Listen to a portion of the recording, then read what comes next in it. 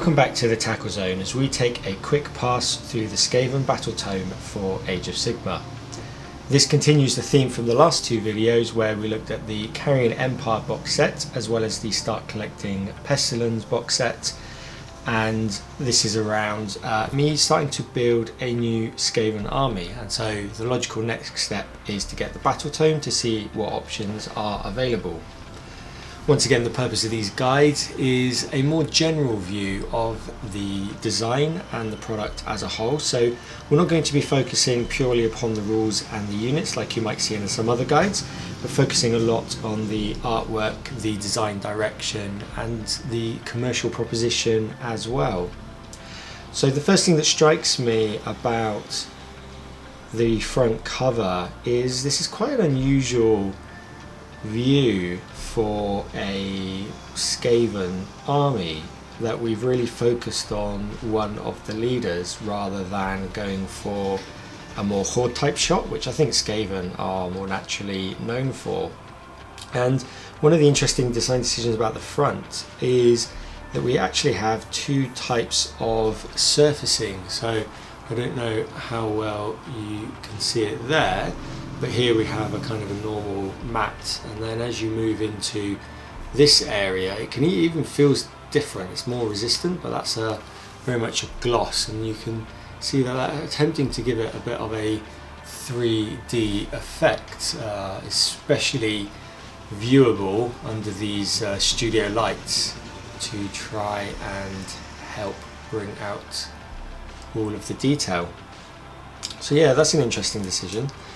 And let's have a look inside. So we have some good beginner cover. That's always a bit awkward. It's almost like you don't want to read this first bit because you're worried about sort of breaking the spine there.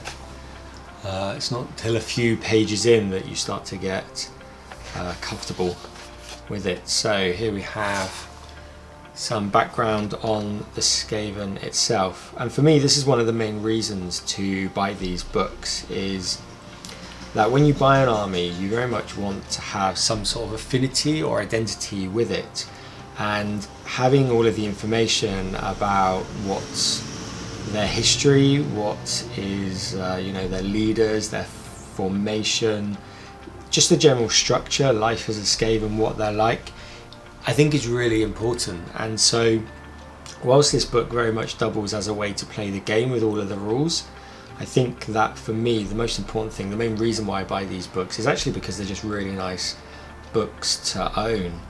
And once you add in some really good artwork, the attention to detail just on the side here is really strong. It's really good artwork and often underlooked for the book as a whole. A lot of people will obviously get this to play the game, and that's perfectly fine. Everyone will buy this book for different reasons, and I actually think that that's the least important part of these books. These books for me are around introducing the faction to the player, getting an understanding of them. Now look at this. This is a great scene. So here we have the Storm Fiends. Again, like in Carrion Empire, these Storm Fiends are taking very much the centre of the Skaven army with all the hordes behind, and this time they're against the Caradron overlords in their wonderful airships.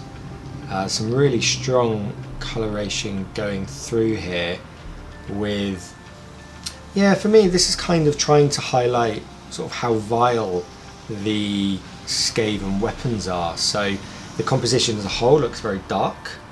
You don't even get to see pretty much any colour on the Caradron overlords. It's very muted. Oh, this guy's a little bit in trouble. So yeah, it's not just the Skaven that are dark in this picture, which you tend to see with horde armies. They tend to sort of lower the detail because it makes it seem more of a kind of a chaotic mass. It's a really good way. If you don't pick out any of the details, everything kind of fades and blends into one, so it looks like one horde rather than a few sort of disparate characters moving forward, which would be more appropriate for small band or elite armies. But interestingly, the Caradron overlords haven't really had that treatment either. So when we look at some other compositions, we'll see things like the Stormcast Eternals especially really wanting to stand out, which can often be a little bit jarring. But this composition is all very faded, but the thing that really strikes out is this bright green warp fire. So yeah, that definitely adds a menacing look. I really like this one. And yeah, once again, I won't keep on about this, but once again it is a shame not to have the artist's name. So a bit of interesting information about the Horned Rat. So here we talk about the Council of 13, the ruling body of the Skaven race. So one of the things that really highlights sort of how cutthroat, mercenary and often short Skaven life is, that everything is all about power. They're absolutely power obsessed. So for any Skaven, it's either getting on this Council of 13, having influence over it, or basically being fodder in the process on the way up, which suits those that actually rule in the Council of 13, because they're obviously the winners of that race and can use their power and influence to make sure that as many Skaven below them as possible become fodder. Definitely continuing with a green theme here. So this is the twisted and splintered are the many aspects of the Horned Rat, each godhead a baleful reflection of this dark and verminous deity's monstrous whole. So here it looks like we've got some slightly different forms of the Horned Rat. So do we have 4 views? I'm not really sure what's going on here. I like this. I like the coloration especially. I must admit I don't really understand what it's trying to highlight. Maybe that's the point of it. So here we have some information again. Another really nice picture here. So this one's a slight change in direction. This is more the traditional GW saturated look. So that's very nice. A bit awkward that it's over 2 pages. So yes, awesome. Pages like this I really like. I like the faded view. This is kind of half map, half history. Whenever I see faded pictures like this, it always makes me think of someone telling a story, saying about how something happened. I think this is a really good way to illustrate like a beginning story of how things got to how they were. This looks like the Skaven Under Empire and how they used the Norholes, which are very much a key feature. One of the things about Skaven that was so necessary for them to be menacing in the old world was that they lived underground and they could pop up at any time. No city was safe. It didn't matter how strong your walls were, it didn't matter how many guards you had posted. There was always the chance of the Skaven coming through underground into the sewer system if the city had one, otherwise popping up just into basements of houses and then forming clandestine groups that could go out and do some hunting and get up to no good. Especially the night runners and gutter runners would very much lead that charge. The problem with Age of Sigmar is that it's very different with the realm gates, that you can't just have the Skaven existing everywhere. So they had to come up with some system by which that could still happen. They needed that same menacing threat, and Norholes are very much the answer to this, that they have found the ability to effectively bypass the realm gates. For those guys that don't know, effectively all the realms are locked from each other. That's why we don't just have all the realms just spilling freely into the other realms. You have to go through realm gates to get from one to the other. So that provides some nice central choke points. It gives a focus to the fighting that occurs. And if that were the case for Skaven, they would effectively be barred from many of the realms, because they're not really the type to have these big standing armies that are guarding realm gates and trying to take territory. So they needed a way to be able to bypass that. So yeah, it's an interesting theme. I guess it's a little bit of a workaround. I think everyone can kind of see what they're doing, but I think with Skaven it works well enough that it's not really sort of immersion breaking. It's sort of what you expect it to be, even though it is a bit of a replication. And on to Skaven clans. So I really like these diagrams as well. I think that they're really important for getting an understanding, whilst hordes of words can be really good for giving you a feeling. Sometimes you need a bit of a diagram just to help really bring things out and highlight how things are organized, especially I think when it comes to things like infrastructure, which by that I include how a city might look, to a hierarchy, army organization, battle plans, things like that. I think you really need some sort of graphic to illustrate that.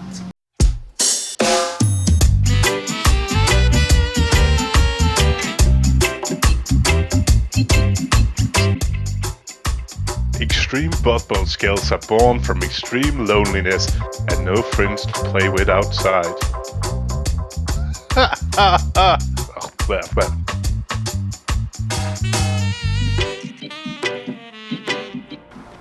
I think one of the things overall that is most interesting to me from a gaming-wide design perspective, and I'm talking about all games of any sort here, that the Skaven really bring out is the importance of creativity in making anything interesting.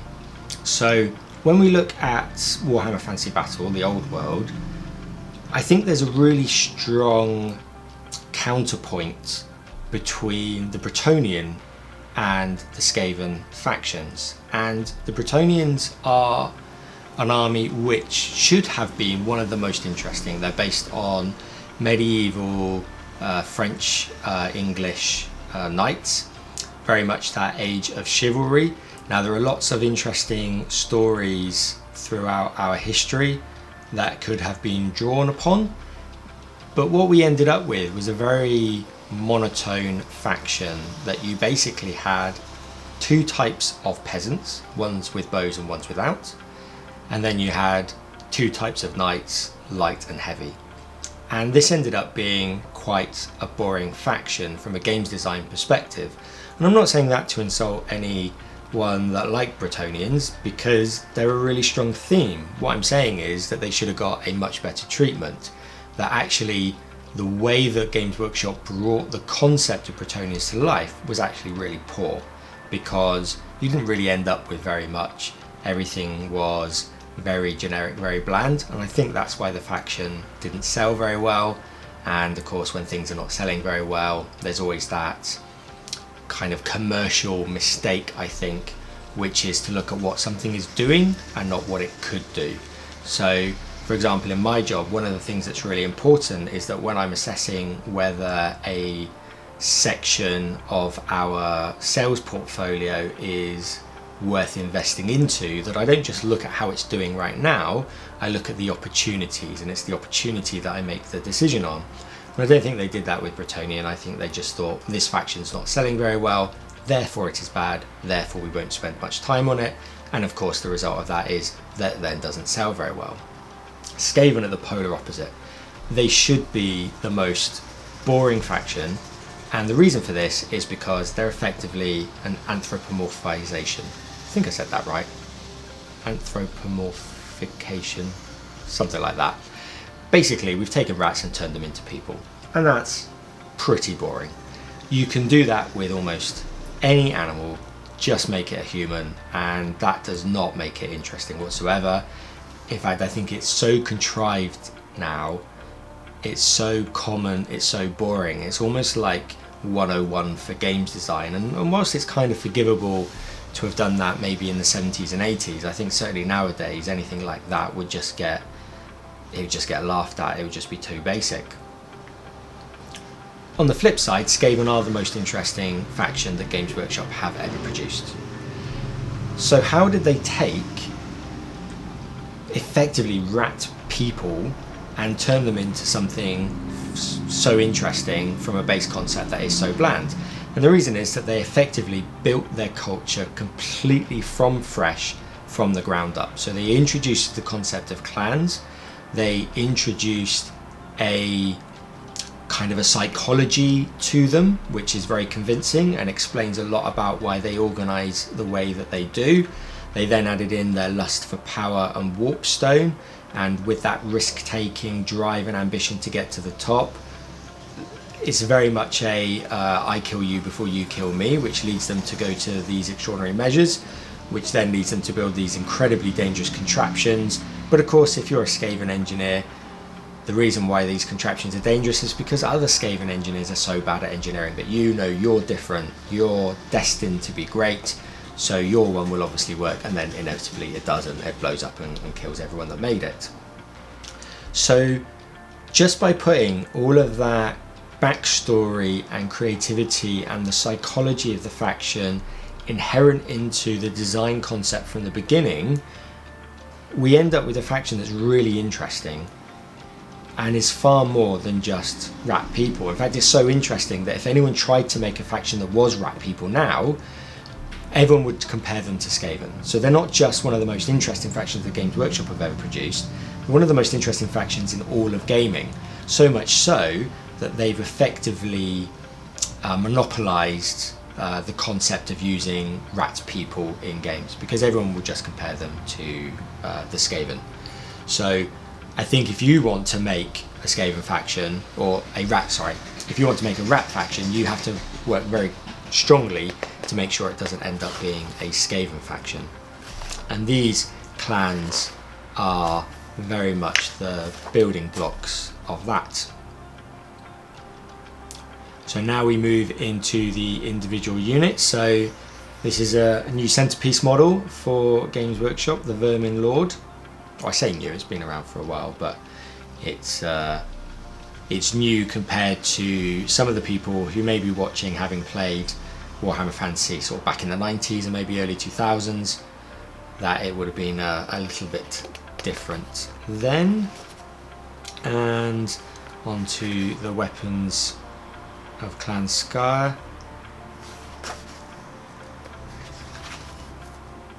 Once again, really loving these icons. I think they look excellent.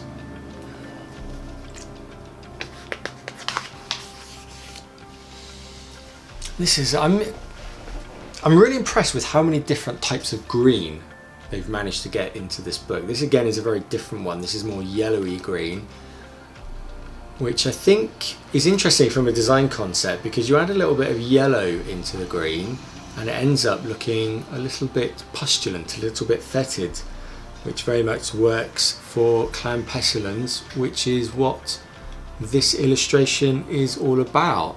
However, you add a more blue tone to the green and you end up with the more warp stone type deal, which is in Clan Skar. So some interesting ones there. And then here we have something completely different, a complete lack of green, as we go entirely for red and blue. So that's a quite interesting counterpoint. And yeah, here we have with War of Verminus, the Clan Rats and the Storm Vermin. Specifically for there, Monsters of Moulder, Agents of Eshin, again avoiding green there. Maybe they felt we had a bit too much green. Well, there's a bit around the side. Yeah, that's quite interesting actually. The green around the side just helps, I think, to highlight some of that. I really like the tone of the blue here, the dark blue tone. Yeah, that's a great picture. And here we are into the catalogue section of the book.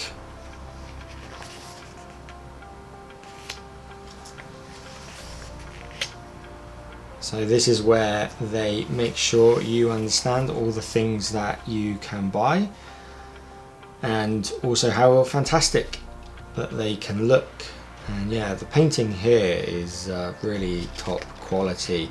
I think to get any sort of detail into a doom wheel without making it look like a complete mess or using a very monotone type of colour scheme is really difficult. So they've done well just to pick out little bits here and there to give it that three-dimensional look, but without going too crazy that you don't really see what it is.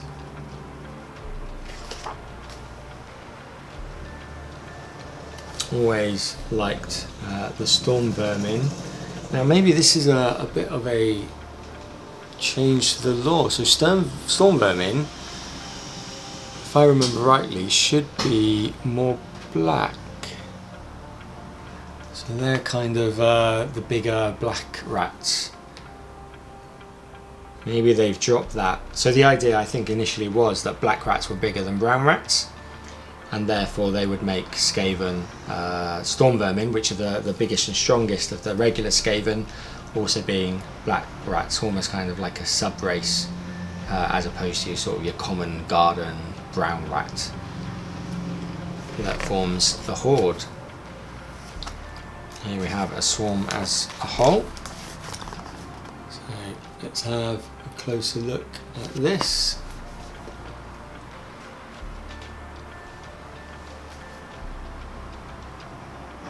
Yeah, so this is really interesting as well, how they've actually gone for quite a strong blue and red theme through most of this army. Once again, we have the sort of the soft fog on the ground, which just helps to pick out some of the models. That gives it a sharper look. If you make a background faded, it sharpens up the image that is immediately adjacent to it. It's a little Photoshop trick that they've actually brought into the base composition of this photo. Well, I assume they've actually done it as opposed to just photoshopping that fog in. Yeah, it'd be interesting to find out. And then on to painting your Skaven clans. So some good tips here.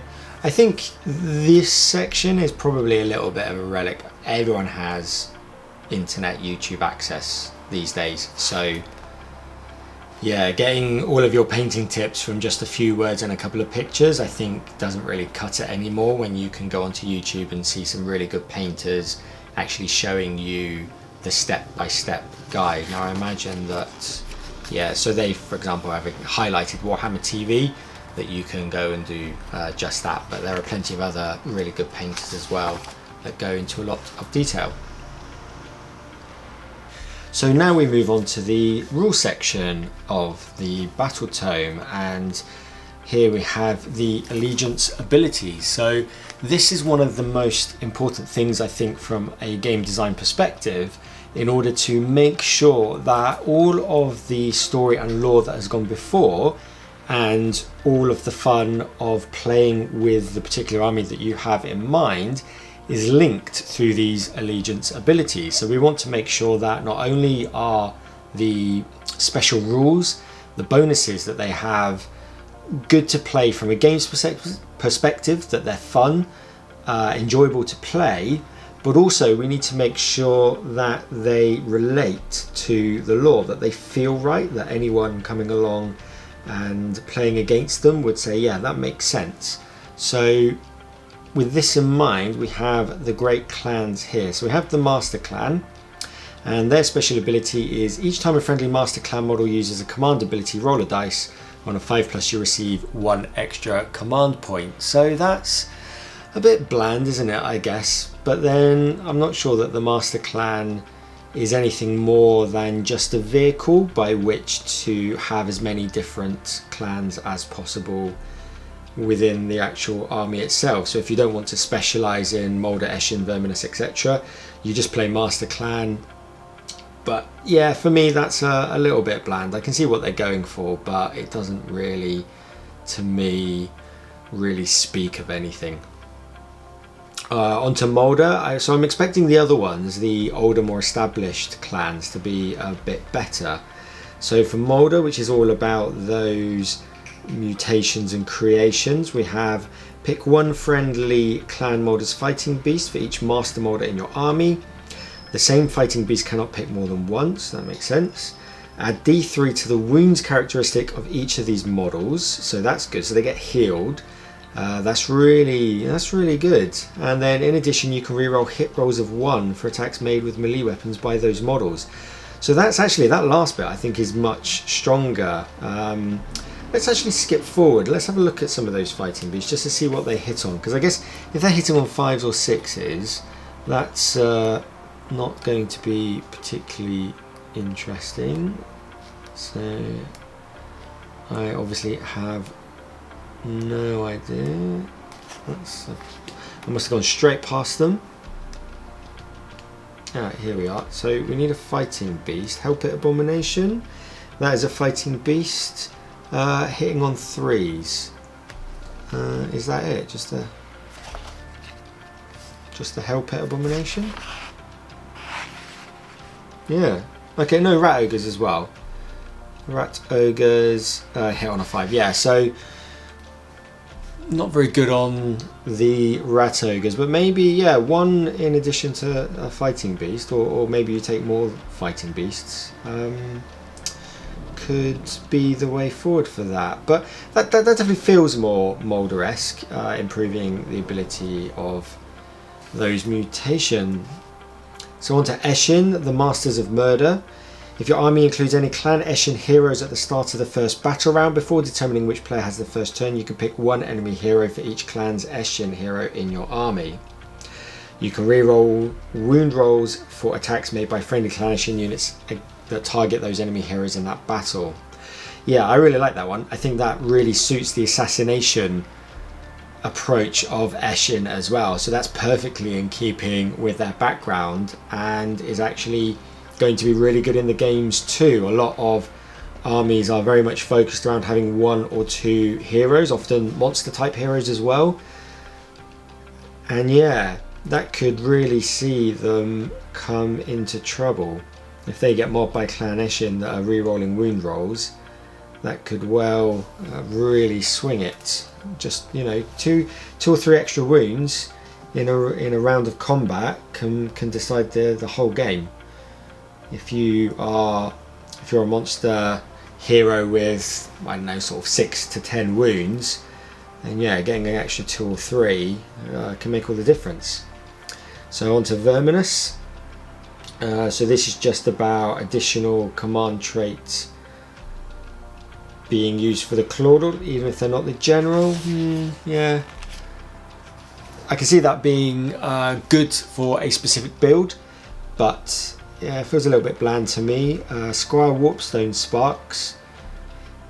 So yeah, each Warpstone Spark can be used once per battle to carry out one of the following Warpstone Spark abilities. So yeah, I don't even need to read them. That's perfectly in keeping with Clan Skyrim and their overuse of Warpstone in order to become as powerful as possible, even if it hurts themselves. And yeah, just having a quick read here, you roll a dice, and on a 1, the wizard suffers D3 mortal wounds in return for the overuse of it. So that's, again, really in keeping. So that's fantastic. On to Pestilence.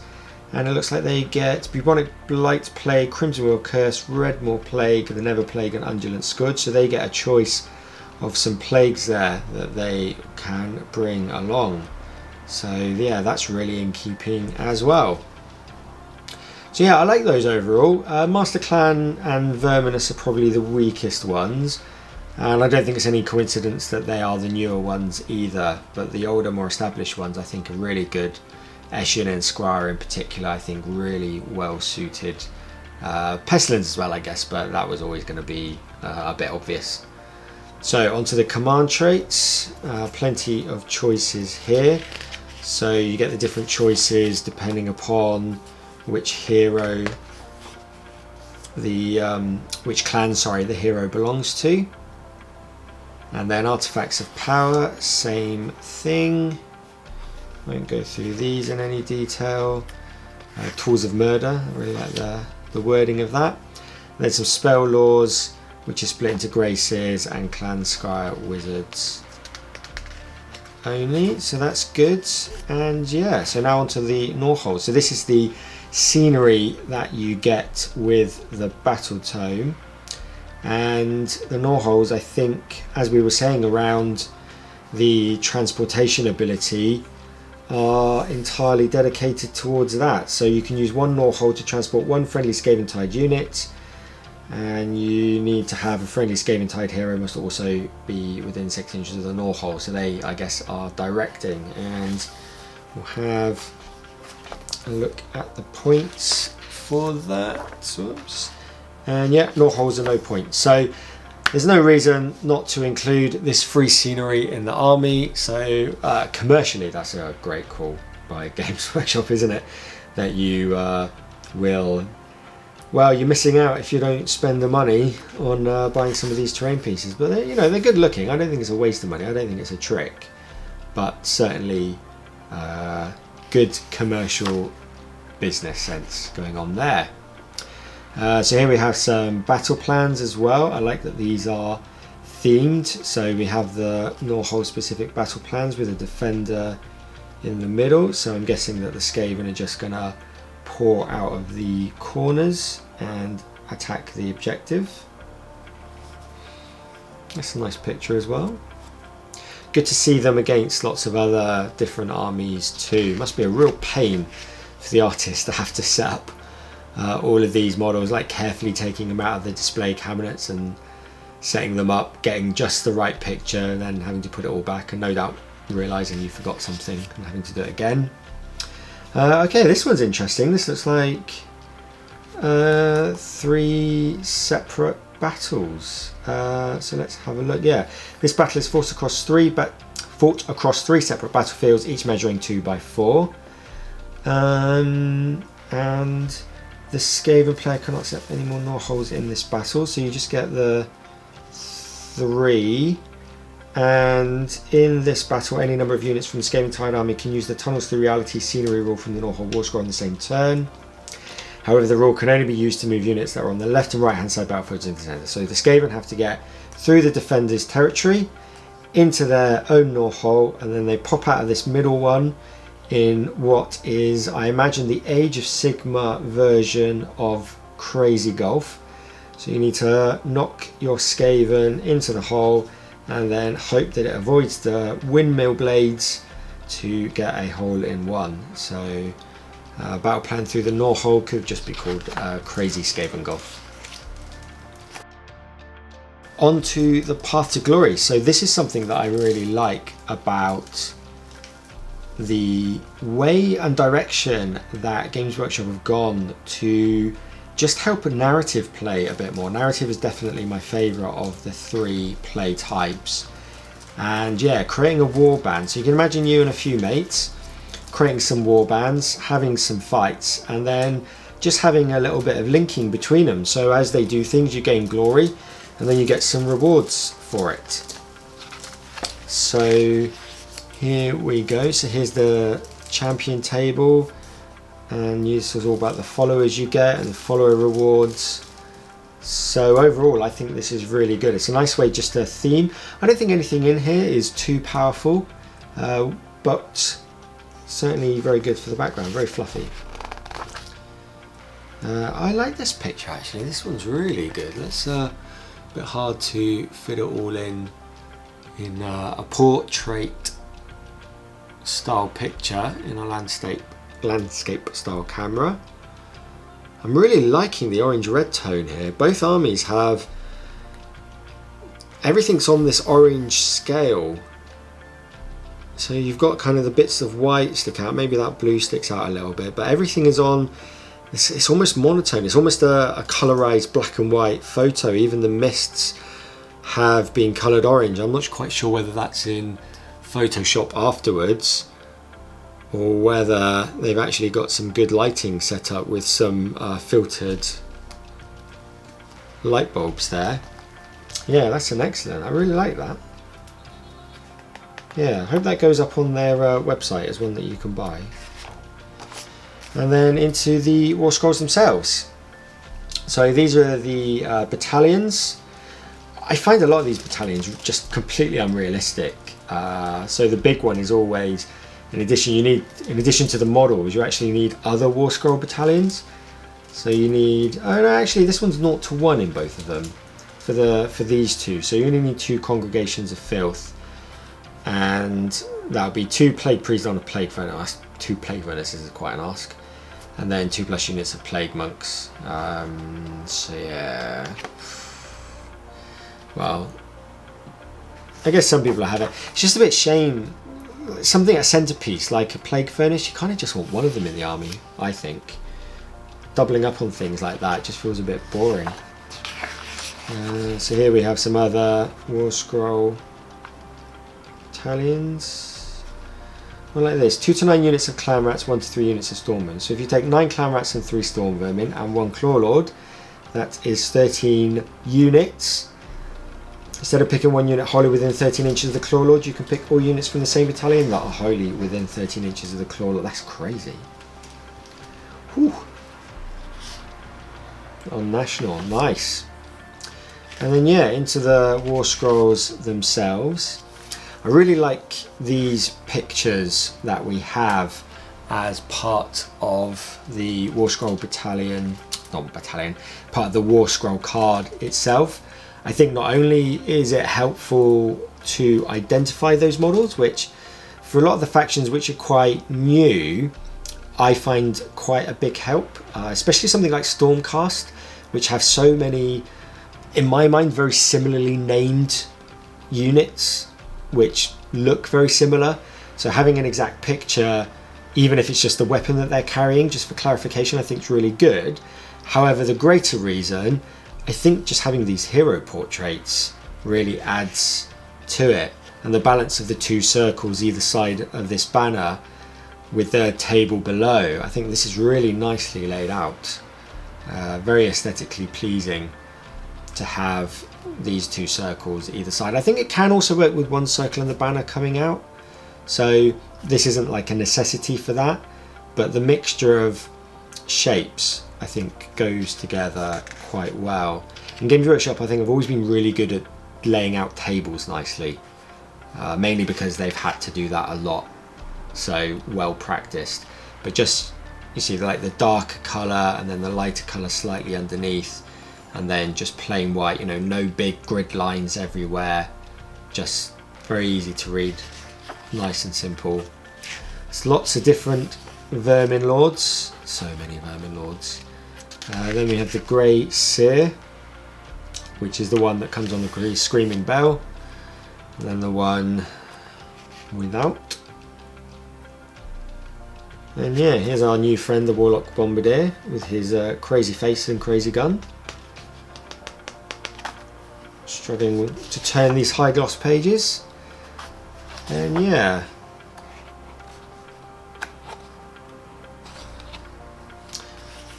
don't like that. I understand what they're going for. That's, oh, I think that's a terrible model. Just looks really weird and clunky. Yeah, I'm not a fan of those. Not a fan of those. Like those. Not a particular fan of that model. I think there's always got to be one picture or one set of models you don't like, and yeah, I think for me it's it. So I don't see myself getting any of those.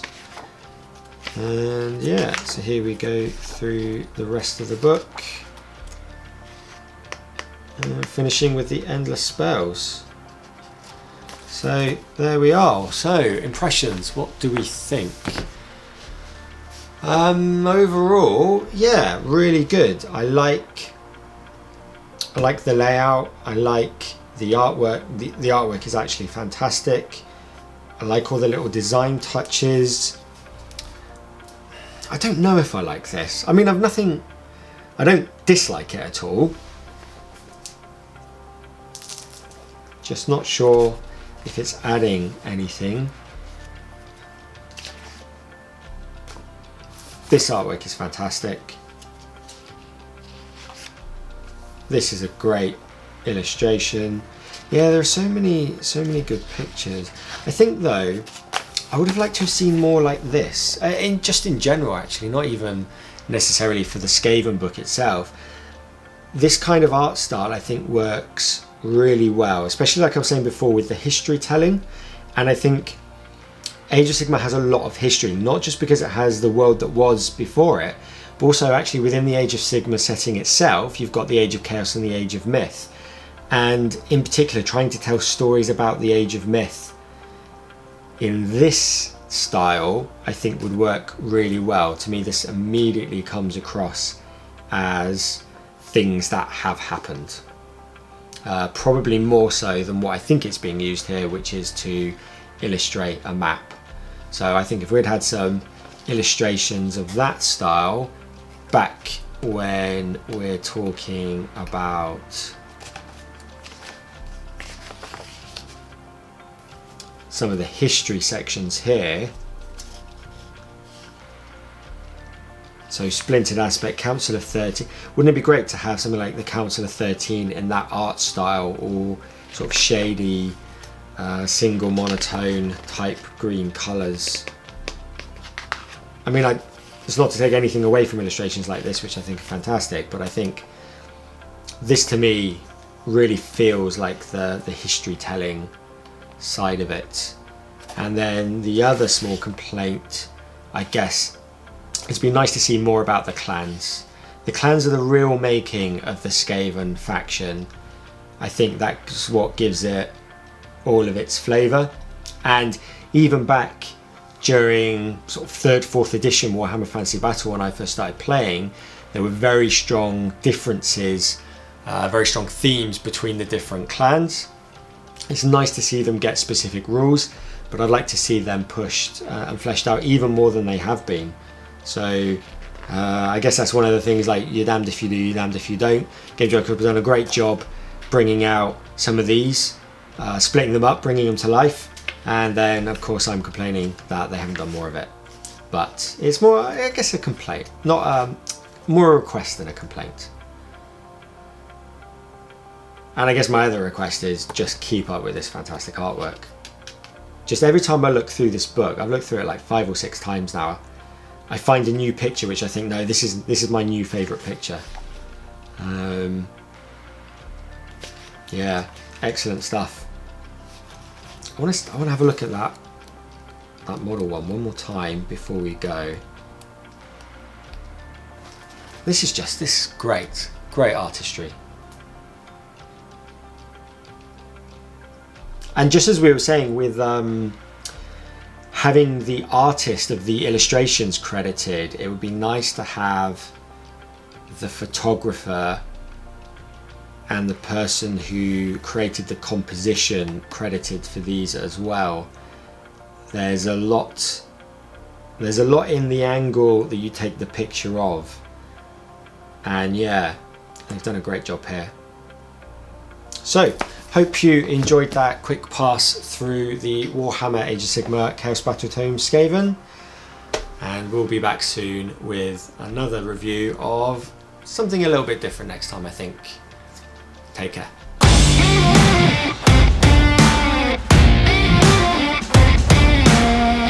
Okay, Games Workshop, what happened to Warp Weavers? Where'd they gone? They were the best. Warp Weavers were amazing. Why did you get rid of them? Why don't we see them anymore? Look, here we go. Clannish Assassin. Look at him. He's still in it.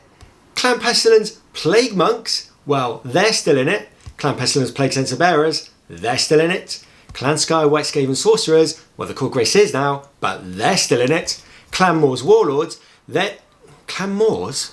Oh my god, you killed Clan Moors as well. What happened to Clan Moors? Clan Moors Warlords? But most importantly, Clan Sky Warp Weavers. Warp Weavers, look at them. They're amazing. Where are they? God damn it. Mother